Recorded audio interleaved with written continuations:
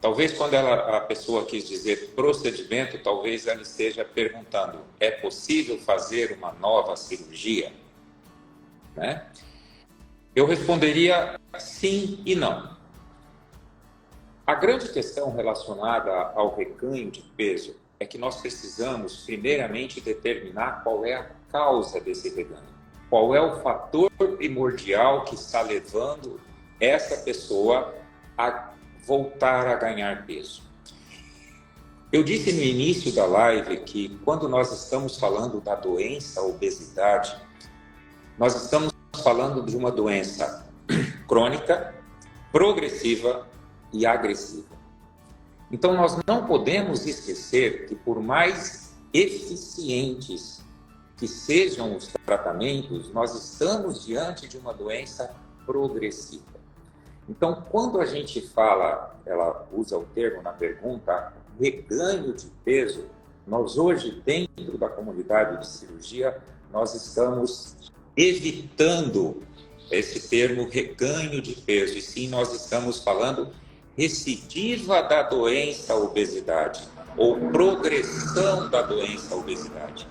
Porque a cirurgia ela é um mecanismo de tentativa de tratamento e de controle da doença obesidade.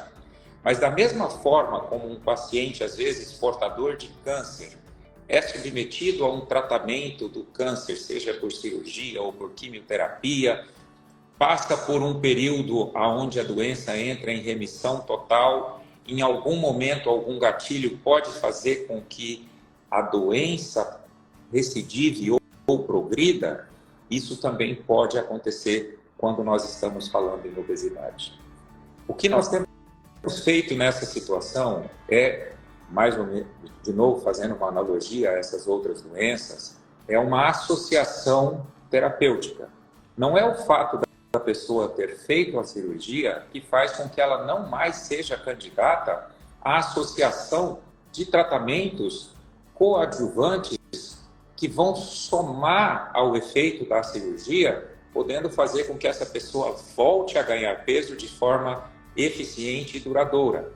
Hoje nós temos excelentes medicamentos que podem ser utilizados nessas situações. Eu vi que a doutora Cristiane também está na live, né?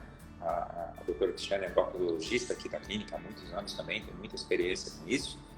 Então hoje a gente sabe que a gente pode utilizar desses tratamentos adjuvantes como forma de resgatar esse paciente e combater de forma mais eficiente essa doença crônica, progressiva e agressiva chamada obesidade.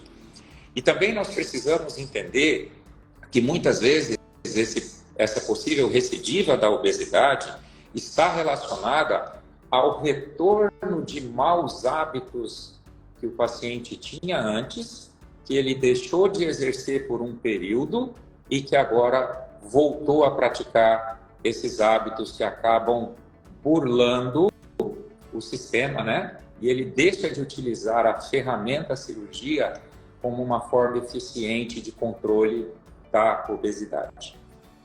É preciso entender que a cirurgia é uma ferramenta, mas ela não é o tratamento em si, ela não é um milagre. Então, a participação, o comprometimento do paciente é fundamental também nesse resultado. Eu brinco que não dá para ficar magro na frente da televisão tomando leite condensado na latinha com ou sem cirurgia. Então, também é preciso entender como estão sendo feitas as escolhas desse paciente. Muitas vezes o problema não está na cirurgia em si, mas sim no comportamento. E comportamento a gente não corrige com cirurgia.